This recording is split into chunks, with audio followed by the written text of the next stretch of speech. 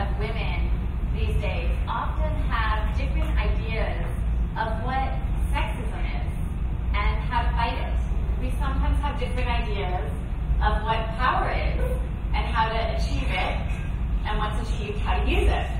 And because we come into history at different moments in time, we're bound to have different ideas about what feminism means. Now, my father actually told me that I could do anything my pretty little head desired. A little bit of a mixed message, but for a man in the 1950s, that was quite a feminist piece of advice to his daughter. And I got that. The birth control pill allowed me to have a life. It literally saved my life, and I truly believe that.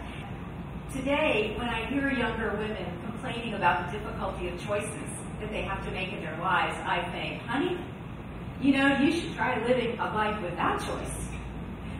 Nobody ever said choices would be easy. Nobody ever said that they would be perfect. Choice is sacrifice as well as freedom, but it's a baseline that you need, not a panacea for everything. Chaos, in my experience, is always opportunity.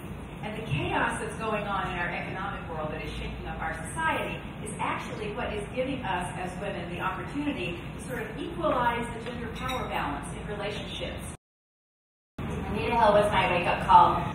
You know, barefoot and pregnant in the kitchen. Who can afford to be that anymore? We have to work. The U.S. has no mandated parental leave. You know, the only thing we have is the FMLA, which is the Family Medical Leave Act, which is guarantees 6 weeks of unpaid child leave. But it only applies if your organization has more than 50 employees, and it's unpaid.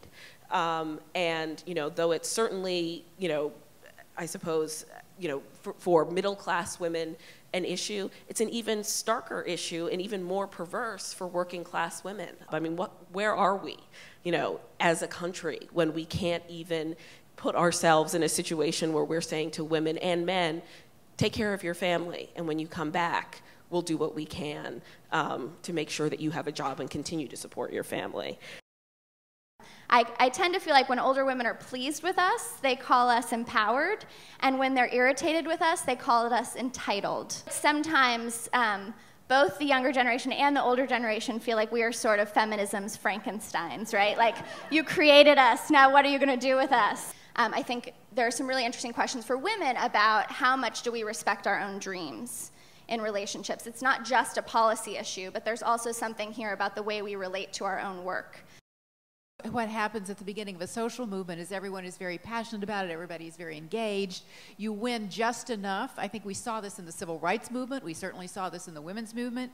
You win just enough that the society as a whole thinks, oh, we're done, we don't have to be engaged anymore, and moves on to something else. But yeah, we'll forget, we'll have to remember it again. You know, it's the timing of women's lives is an interesting and fascinating conundrum. In our most fertile years, you know, those are the years where we're building our careers these days, right? And we've seen the trajectory shift so that women are prolonging childbearing years and ending up going through expensive fertility treatments as they approach their 40s because they've spent their 30s, you know, building out their careers and looking for the right kind of love. How do we create work structures, you know, from a structural level that allow for the reproductive reality of women's lives? I want to add one little thing to that too, and that is when I heard you say, you know, we find out that we can't get off and get back in, you know, can't get off the track and then get back onto it. That to me is one of the things that we have it in our power to change. But it will not change if each of us feels like we are isolated. If each of us feels like it's our problem individually. It can only be changed if we behave like a movement, if we actually work together and get together. And I think it will take men and women working together because there's really no logical reason why we can't get on and off the track at different times in our lives. I mean, think about it. There is no logical reason for it. So that's my soapbox. Sorry. I have a very tall soapbox about that.